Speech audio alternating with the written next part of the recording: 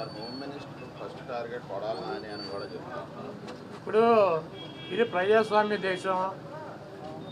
ఎవరిని టార్గెట్ చేసుకున్నప్పుడు నేను పోయినంత మాత్రాన నన్ను టార్గెట్ చేస్తే వైఎస్ఆర్ కాంగ్రెస్ పార్టీ ఏం ఆగదు. జగన్మోహన్ రెడ్డి గారు ఇంటికి కూడా వీళ్ళు ఏం పీకలేరు. నన్ను కాదు, జగన్మోహన్ రెడ్డి గారినే టార్గెట్ చేస్తారు. ఇక్కడ మీరున్న సెక్యూరిటీ అంతా తీసేసి గన్మెన్లను తీసేసి ఇంకా 15 రోజులు ఎలక్షన్ జరగలేదు, కమిటీ సిఫార్సులు రాలేదు, ఇక్కడ మొత్తం అంతా కూడా సెక్యూరిటీ తీసేశారు కదా. తీసేసి ఎల్లో మీడియా కెమెరాలు పట్టుకొచ్చి జగన్మోహన్ రెడ్డి గారి ఇంట్లోకి ఎట్టెళ్ళాలి, గోడదు గెట్టెళ్ళాలి, ఇవన్నీ కూడా వాళ్ళే చూపిస్తున్నారు. కాబట్టి ఇక్కడ టార్గెట్ ఎవడు దొరికితే ఆ టార్గెట్.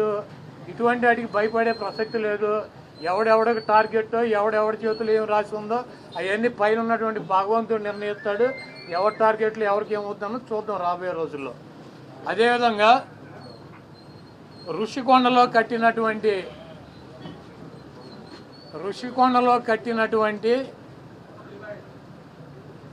పర్యాటక కేంద్రంలో కట్టినటువంటి భవనాలనే ఈ సిగ్గు ఎగ్గు లేనటువంటి తెలుగుదేశం పార్టీ, ఈ సిగ్గు ఎగ్గు లేనటువంటి ఎల్లో మీడియా అది జగన్మోహన్ రెడ్డి గారి నివాసం అని చెప్పి చూపిస్తున్నారు 3 రోజుల నుంచి.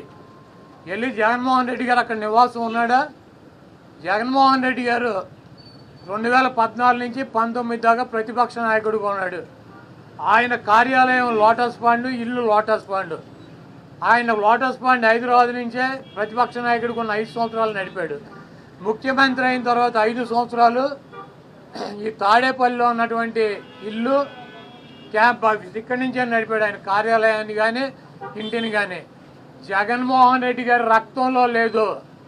ప్రభుత్వం కట్టించినటువంటి ఇళ్లలో ఉండటం కానీ, ప్రభుత్వం కట్టించినటువంటి గెస్ట్ హౌస్లో ఉండేటువంటి కర్మ జగన్మోహన్ రెడ్డి గారికి పట్టల. జగన్మోహన్ రెడ్డి గారు వైజాగ్లో సొంత ఇల్లు కట్టుకున్నాక అక్కడ షిఫ్ట్ అవుతాడు. అంతేగాని టూరిజం ప్లేస్లో కట్టినటువంటి ఆ హౌస్లో జగన్మోహన్ రెడ్డి గారు వెళ్తాడని చెప్పి ఎవడు చెప్పాడు వీళ్ళకి, వెధవులకే? అది జగన్మోహన్ రెడ్డి గారి కోసం కట్టించుకున్నటువంటి ఇల్లు అని చెప్పి రకరకాలైనటువంటి కథనాలు రాస్తున్నారు. అది ఒక అంతర్జాతీయ రాజధానిగా తీర్చిదిద్దాలన్నదే వైఎస్ఆర్ కాంగ్రెస్ పార్టీ లక్ష్యం. దాన్ని రాజధాని చేయాలన్నదే ఆ రోజు నిర్ణయించుకున్నాం. కాబట్టి అక్కడ ఇంటర్నేషనల్ సెమినార్లు జరుగుతున్నాయి. అనేక మంది ఇంటర్నేషనల్ సంబంధించినటువంటి దేశ విదేశాల నుంచి అనేక మంది పారిశ్రామికవేత్తలు వస్తున్నారు. కనీసం వాళ్ళకి సౌకర్యం ఉండటానికి అవకాశం లేనటువంటి పరిస్థితి ఉంది. కాబట్టి ఉత్తరాంధ్రలో